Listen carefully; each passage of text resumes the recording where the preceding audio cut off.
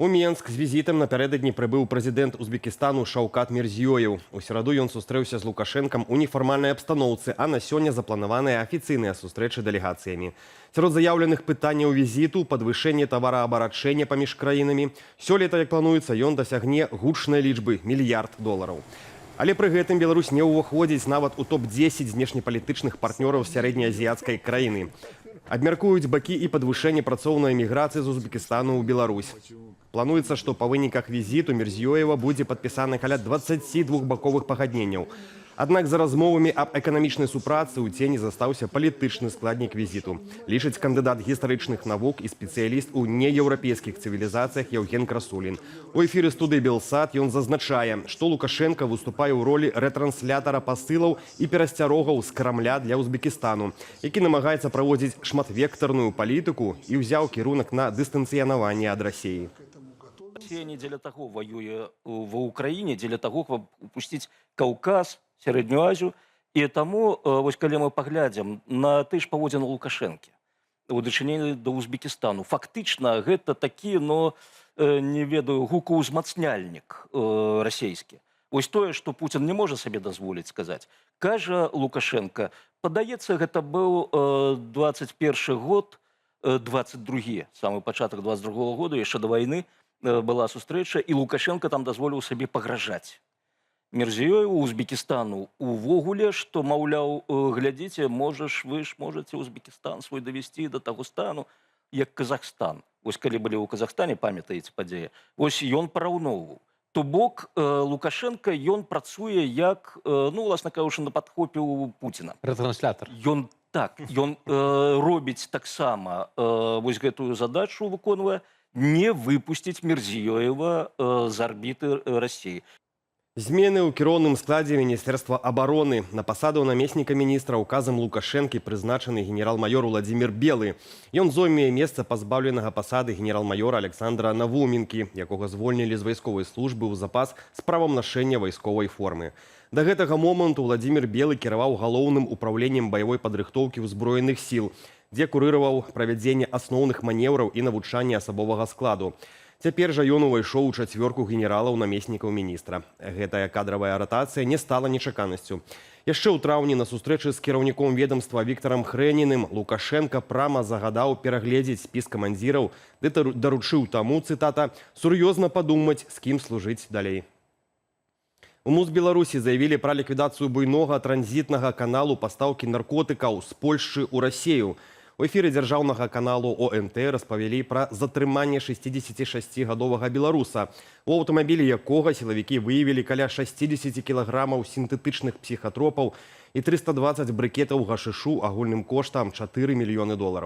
Паводле версій сілавікоў, кантрабанду дастаўлялі ў Беларусь з дапамогай метэазондаў з тэрыторыі Літвы, а далей транзітам праз кур'ераў адпраўлялі ў Расею. Адзін з такіх паветраных шароў знайшлі ў Гарадзенскім раёне.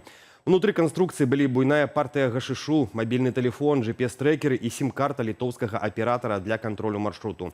На месцы прызямлення затрымалі і суаўтараў схемы з крымінальным мінулым. Прапагандысты сцвярджаюць, што наркотыкі вырабляюць у падпольных лабараторыях у Польшчы, нібыта пад куратарствам польскіх і украінскіх спецслужбаў, а ахову аб'ектаў забяспечваюць узброеныя украінскія вайскоўцы.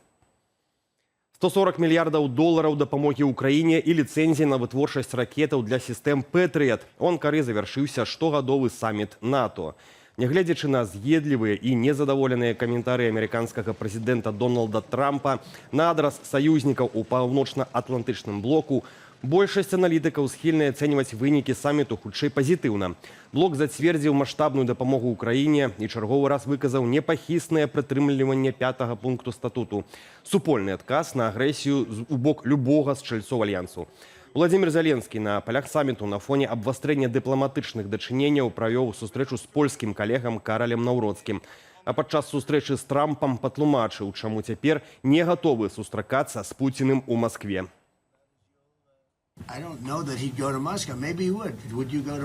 Гэта складана, у паветры шмат украінскіх беспілотнікаў. Вось чаму. Гэта небяспечна для мяне. Гэта будзе небяспечна. У Жлобине уночы аварыйна адключылі ваду. Прычынай надзвычайнага здарэння стала тэхнічная паломка сістэмы падачы вады на водазборы Лебедзіўка. Водазабеспячэнне гораду прыпынілі, а аварыйныя брыгады ўжо вядуць аднаўленчыя працы. У горадзе тэрмінова стварылі камісію надзвычайных сітуацыяў. Як паведаміў яе кіраўнік, намеснік старшыні райвыканкаму Сергей Андрусеў, у сацыяльныя аб'екты кругласутачнага перабывання і для жыхароў гораду арганізавалі бесперапынны падвоз вады. Тэрміны завяршэння працаў і аднаўлення падачы вады ўлады пакуль не называюць. Беларуская чыгунка цалкам аднавіла рух цягнікоў гарадскіх ліній пасля планавага рамонту электрычак. Ужо ад заўтра з Менску ў прыгарады зноў пачнуць курсаваць камфартабельныя гарадскія электрацягнікі. На гэтым маршруце яны заменяць старыя саставы серыі R9, якія часова выкарыстоўваліся падчас правядзення тэхнічных працаў. Пасля завяршэння рамонту ў поўным аб'ёме аднаўляецца рух усіх 36 пар цягнікоў гарадскіх ліній. Яны будуць звязваць сталіцу з гарадамі-спадарожнікамі на 3 асноўных маршрутах з Менску да станцый Беларусь, Чырвоны Сцяг, Рудзінск і ў адваротным кірунку. Яшчэ летась беларуская чыгунка зняла з маршрутаў на тэрміновы рамонт швейцарскія электрычкі «Штадлер» і польскія дызелі «Песа». Тлумачылася гэта тым, што саставы не гатовыя да эксплуатацыі ва ўмовах беларускага надвор'я, а таксама дзеяннем заходніх санкцый. У Віцебску супрацоўнікам ДАІ давялося зладзіць пагоню за п'яным кіроўцам, які, як аказалася, да таго ж і не меў пасведчання кіроўцы.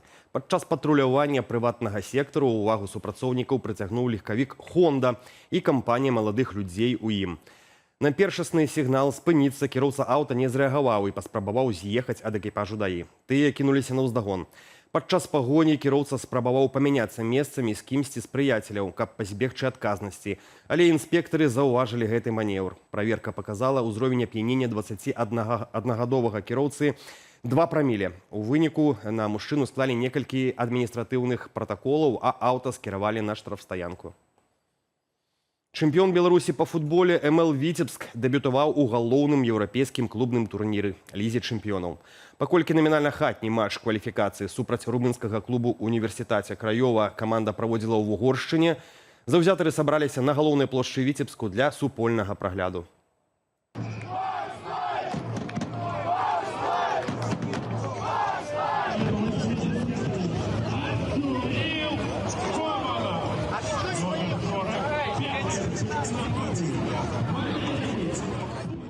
Што праўда, такое завочнае падтрыманне не дапамагло віцеблянам. Ужо да перапынку румыны вялі ў ліку 3-1. Адзіным голам за беларускага чэмпіёна адзначыўся гулец нацыянальнай зборнай Валер Грамыка. А на злёце асноўнага часу гульні ў універсітэце аформіла разгром 4-1 і матч у адказ 15 ліпеня пакідае беларускаму чэмпіёну толькі невялічкую надзею на цуд. Пасля кароткага перадыху ў адзін дзень вяртаецца чэмпіянат свету па футболе. Цяпер на чарзе стадыя чвэрцьфіналаў. Заўзятараў чакае прынцыповы і доўгачаканы рэванш супрацьстаяння зборных Францыі і Марока. 4 гады таму ў Катары менавіта французы спынілі гістарычнае прасоўванне мараканцаў на стадыі паўфіналу.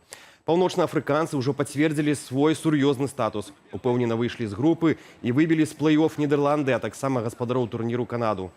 Зборная Францыі падыходзіць да матчу ў якасці фаварыта, маючы ў сваім актыве 14 забітых галоў на турніры. Галоўны трэнер трохкаляровых Дід'е Дэшам адзначыў, што Марока – гэта каманда найвышэйшага ўзроўню, якая любіць атакаваць, таму ад сваіх падапечных ён патрабуе максімальнай эфектыўнасці і канцэнтрацыі.